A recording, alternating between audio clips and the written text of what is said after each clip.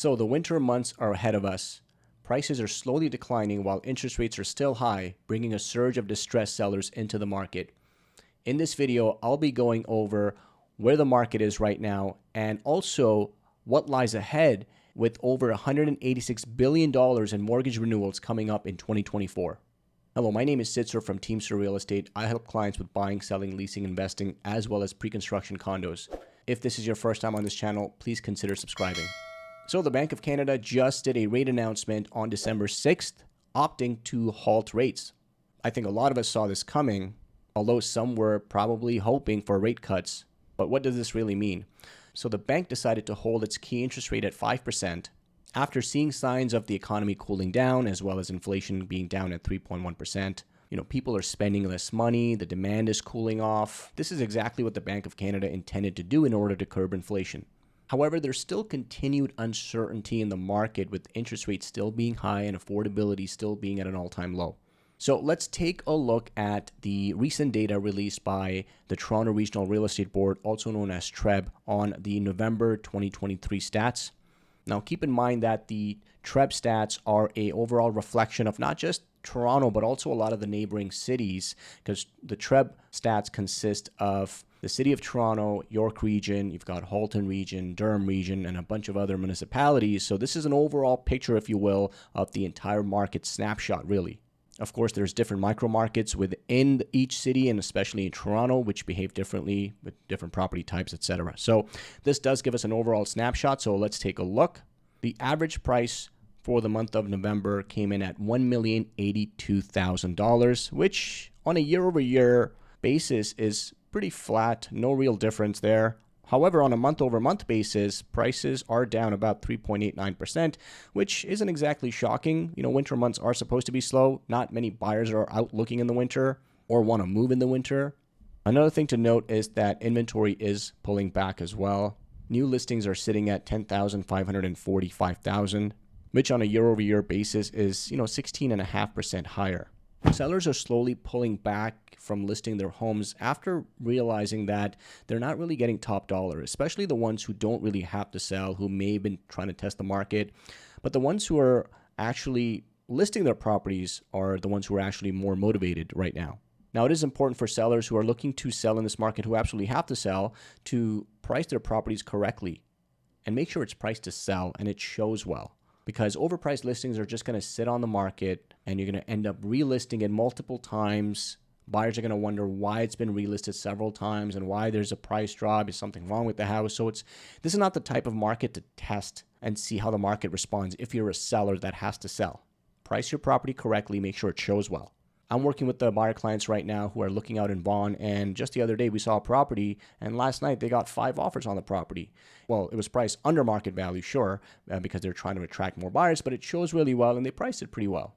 Now, of course, home prices have adjusted from peak prices in February of 2022 because of higher borrowing costs.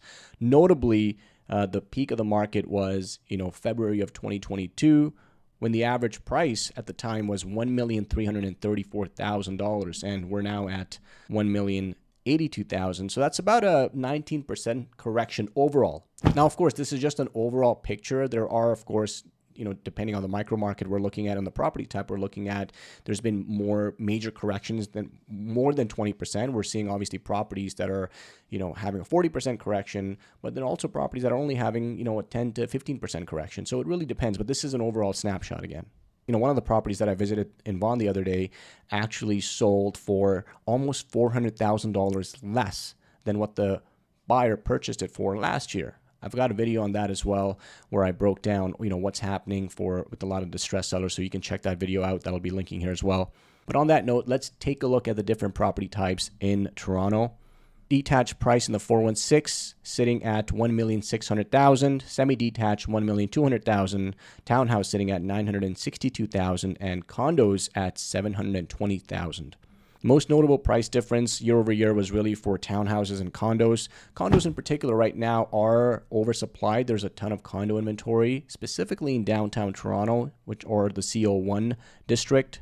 In the CO1 district specifically, which is downtown core, we're seeing prices adjust quite a bit since we hit the peak this year The peak this year for condos downtown was in June, where the average price was about $815,000, and it's now come down to $739,000, which is about a $73,000, $74,000 correction.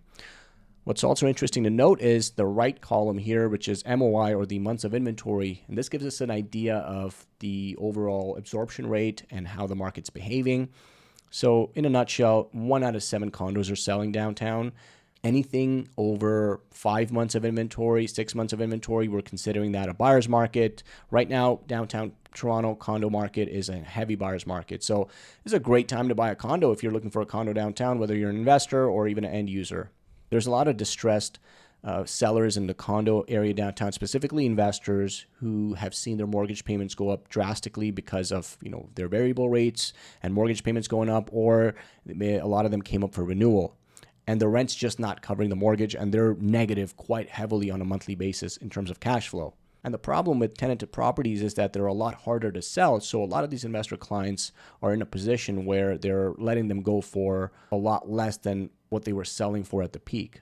Not only that, but also a lot of these investors are a little bit over leveraged. They have multiple properties, multiple condos, so they are trying to offload a few of their investment properties in order to make ends meet. Now, onto the new construction side, we're seeing a lot of distressed sellers come into the assignment market. Now, these are buyers who purchased a condo or low-rise townhouse detached semi in about 2018, 2019, 2020 period, who bought at a time when interest rates were low, and now their properties are coming up for occupancy or closing, but they're no longer able to afford a mortgage due to high interest rates. And quite frankly, a lot of them never intended to close on their properties to begin with. So we're seeing a ton of assignments right now that are way under market value.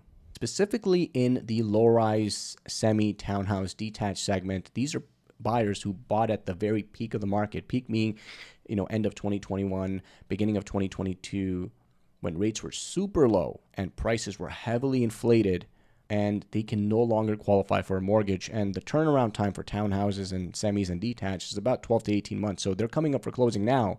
And unfortunately, they're in a distressed position where they can't close. So in a lot of cases, some of these buyers are walking away from their deposits.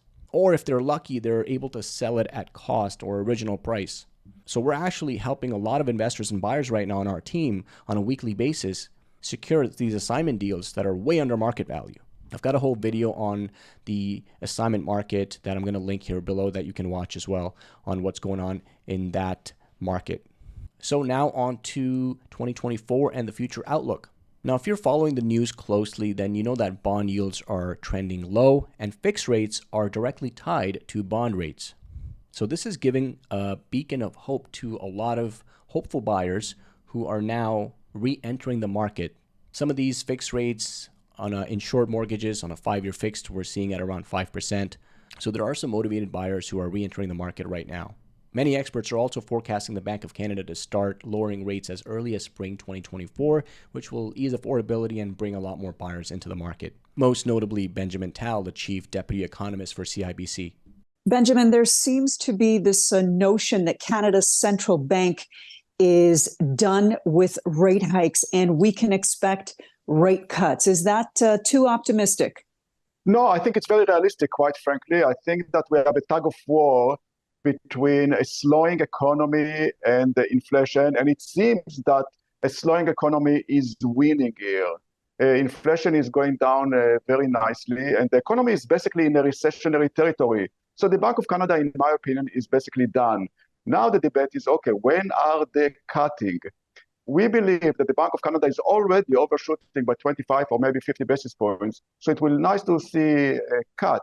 I think that the first cut by the Bank of Canada will be late spring, early summer, let's call it May, June, maybe July. Now, Benjamin also states that the Bank of Canada will remain hawkish on their language in future rate announcements in their monetary policy, because the last time they weren't so careful in their language, which was, I believe, March of 2023, when they decided to do a rate hold and said there are likely no more interest rate hikes. We saw a frenzy in the market and a lot of buyers came out just with that news alone, and prices were skyrocketing again. So the bank has learned their lesson and are now being more careful in their language and are putting down in their reports and their press release that they're ready to hike rates if need to. But again, Benjamin Tal and many other experts believe that the bank is done cutting rates and they're going to start lowering rates next year. Now, I'm specifically interested in monitoring how the supply is going to look over the next few months, if and how many distressed sellers do come out, which will give us an idea of where the market's headed. It could mean prices may correct a little bit further, or personally speaking, I think that the market's going to pretty much remain flat. When I say market, I mean the prices are going to pretty much remain flat. Especially now with policy decisions surrounding, allowing insured mortgage holders to not have to go through a stress test if they decide to switch lenders, as well as working with existing mortgage holders to extend their amortizations in order to make sure they can make their monthly payments. So the banks are working with borrowers pretty closely to make sure that they don't default on payments. Now, guys, if you found any value in this video, please go ahead and give it a like. And of course, don't forget to subscribe. Thank you for watching. Take care.